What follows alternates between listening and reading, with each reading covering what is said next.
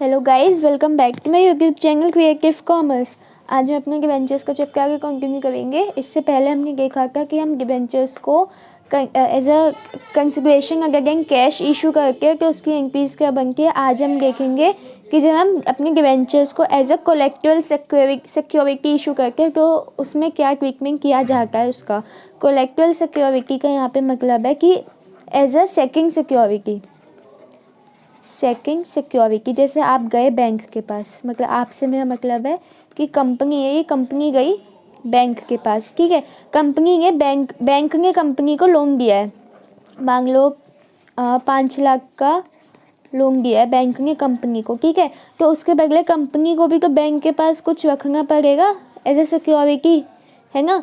तो वो सिक्योरिटी में सबसे पहले तो कंपनी के पास कोई भी लैंड, कोई भी बिल्डिंग यानी कोई भी एसेट्स होगा उसके पेपर्स रखेगी, ठीक है। लेकिन बैंक को लगेगा कि ये भी इनफ नहीं है, ठीक है।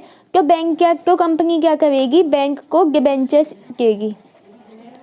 इशू नहीं करती वो, एक हिसाब से इसे इशू नहीं कहा जाता। इशू का मतलब क्या होता है कि डिबेंचर्स दे के उनसे पैसे लेंगी और फिर डिबेंचर्स वो कंपनी उसके बैंक वालों के हो जाएंगे। इशू नहीं करके वो रख के एज अ सिक्योरिटी दे के, ठीक है। तो इसी को हम सेकंड सिक्योरिटी को कह के एज अ कोलेक्टिवल सिक्योरिटी, ठीक है। तो ये आप समझ गए, जैसे उन्होंने लोन लिया, लोन के बदले उन्होंने डिबेंचर्स अपने रख दिए, ठीक है। जब कंपनी के पास वापस रुपए आ जाएंगे तो वो क्या करेंगे, बैंक को रुपए दे देंगे और अपने डिबेंचर्स उनसे वापस ले लेंगे। आगे देखो, these debentures are just given as security, they are not issued, यानी इशू नहीं किए जाके, बस एज ए सिक्योरिटी दिए जाके है। क्वेश्चन देखते हैं हम, जनरल एंट्रीज की कैसे बनाई जाती है, क्वेश्चन के उससे देखेंगे। देखो, a company has 20 lakh 12% debentures outstanding as on 1st April 2018. During the year, company took a loan of rupees 5 lakh from Canara Bank, for which the company placed with the bank the debentures of rupees 6 lakh as collateral security। यानी कि company ने क्या किया, bank से 5 लाख रुपए का loan लिया है, ठीक है। और 5 लाख का लोन लेने के बदले कंपनी ने 5 लाख का लोन लिया है, उसके बदले 6 लाख के डिबेंचर्स रखे एज अ कोलेक्टिवल सिक्योरिटी। एक्स्ट्रा क्योंकि रखे, बैंक कैसे करेंगे, उतने के रखवाएगी। अगर 5 लाख का लोन लिया है तो 5 लाख के रखवाएगी, फिर तो ज़्यादा के रखवाएगी ना, जिससे कि बैंक के पास भी रहा कि हाँ चलो अगर वो रुपये देने नहीं आया, और अगर हमने ज़्यादा रुपये लिए, ज़्यादा रुपये की चीज़ रखवाई है हमने कंपनी वालों से, किसी भी तुम लोग भी लोन लेके जाते हो नॉर्मली, तो फिर बैंक को ये होता है कि हाँ वो अपने 6 लाख की चीज़ लेंगे वापस आएगा और 5 लाख के हमें वापस दे के जाएगा, ठीक है। इस पर क्या करेंगे, हमें pass on the necessary journal entries. 2 case में करनी है। पहला केस है when company does not want to record the debentures as collateral security, और सेकंड है when company want to record the debentures as collateral security. यानी कि पहला केस है जब कंपनी ये नहीं दिखाना चाहती कि हमने अपने डिबेंचर्स को एज अ कोलेक्टिवल सिक्योरिटी यानी कि as a second security issue किए है बैंक के पास। और दूसरा केस है जब कंपनी ये दिखाना चाहती है अपनी बुक्स में कि हमने डिबेंचर्स को एज अ कोलेक्टिवल सिक्योरिटी इशू किए है, ठीक है। तो हम देखते हैं इन दोनों की जनरल एंट्रीज क्या बनेगी।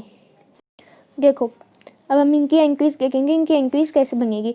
पहले तो बैंक ने पहले वाले केस में देखो लोन लिया है कंपनी ने, ठीक है। तो लोन लेंगे क्या एंट्री बनेगी, bank account debit to bank loan account. ये एंट्री क्यों बनी, बैंक अकाउंट डेबिट जो कंपनी है, कंपनी ने लोन लिया है तो उनके बैंक में पैसे आएंगे, ठीक है। और बैंक लोन ये हमारी लाइबिलिटी है, और लाइबिलिटी का बैलेंस क्या होता है, क्रेडिट बैलेंस।